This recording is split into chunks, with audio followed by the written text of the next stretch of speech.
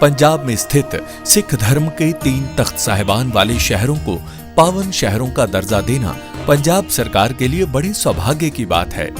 ये शहर है श्री अमृतसर साहिब, श्री आनंदपुर साहिब और तलवंडी साबो। ਇਹ ਤਿੰਨੋਂ ਤਖਤਾਂ ਦੇ ਸ਼ਹਿਰਾਂ ਨੂੰ ਪੰਜਾਬ ਦੇ ਅਧਿਕਾਰਤ ਪਵਿੱਤਰ ਸ਼ਹਿਰ ਵਜੋਂ ਐਲਾਨ ਕਰਨ ਦਾ ਫੈਸਲਾ ਕੀਤਾ। आज बेहद खुशी का दिन है कि युद्ध नशे विरुद्ध की फ़ेज़ 1 की शानदार सफलता के बाद आज फ़ेज़ 2 की शुरुआत हो रही है।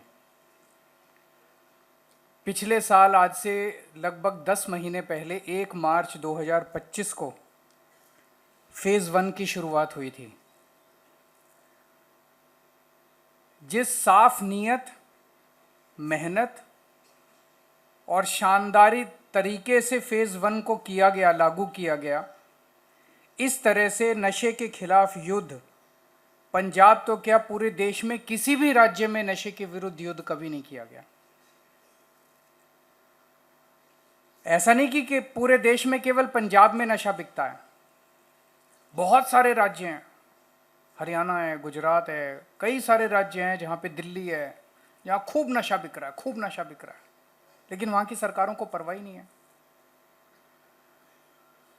पंजाब के अंदर भी हमारे से पहले जब अकाली दल की सरकार थी, सबसे ज़्यादा पंजाब की गली गली और घर घर के अंदर नशा उनके राज्य के दौरान, उनके शासन के दौरान घर घर पहुंचाया गया था। इतना ज़्यादा पूरा पंजाब नशे में, उसी दौरान उड़ता पंजाब पिक्चर बनी थी, पूरे पंजाब का बच्चा बच्चा घर घर के अंदर नशा पहुंचने लगा था। उनके कई बड़े बड़े आगू नशा बेचने में शामिल थे। उसके बाद कैप्टन साहब ने सौं चुकी गुटका साहब की और बोले मैं 30 दिन में, पता नहीं 60 दिन में मैं नशा ख़त्म कर दूंगा। 5 साल उनकी सरकार चली, उन्होंने कुछ नहीं किया, झूठी सौं खाई उन्होंने। उसके बाद हमारी सरकार आई। हमें थोड़ा समय लगा क्योंकि इसकी सारी तैयारी करनी थी, लेकिन पिछले साल 1 मार्च के बाद जितनी शिद्दत के साथ, जितने हौसले के साथ हम लोगों ने नशे के खिलाफ कार्रवाई शुरू की। बहुत लोगों ने हमें कहा ये बड़े खतरनाक लोग हैं नशा बेचने वाले, ये बड़े बड़े गैंगस्टर हैं, नशा बेचने वाले तस्कर बहुत बड़े बदमाश हैं, गुंडे हैं, आपको, आपके परिवार को ये कर देंगे, वो कर देंगे। हमने कहा नहीं, हम जनता से वादा करके आए हैं, पंजाब को नशा मुक्त करेंगे, हमारे बच्चों को अच्छी भविष्य देंगे। और पिछले 1 साल के अंदर, 10 महीने के अंदर 28,000 केस दायर किए गए नशा तस्करों के खिलाफ। इतने बड़े स्तर के ऊपर पूरे देश में आज़ादी के बाद से 75 साल में किसी राज्य के अंदर इतने केस नहीं दायर किए गए। 28,000 केस। और ये फर्जी केस नहीं है।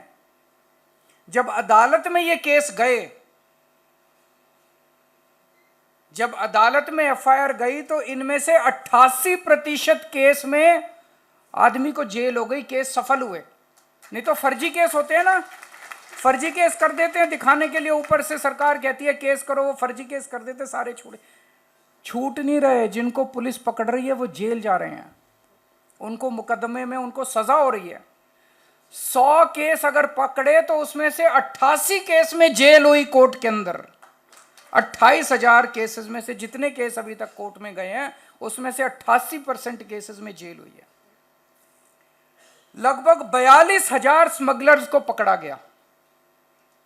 इतने बड़े स्तर के ऊपर कोई नहीं पकड़ा, कभी नहीं, किसी राज्य के अंदर इतने बड़े स्तर के ऊपर नहीं पकड़ा गया। 42,000 स्मगलर्स को पकड़ा गया, जिसमें से 350 ऐसे हैं जो कि बहुत बड़े बड़े स्मगलर हैं।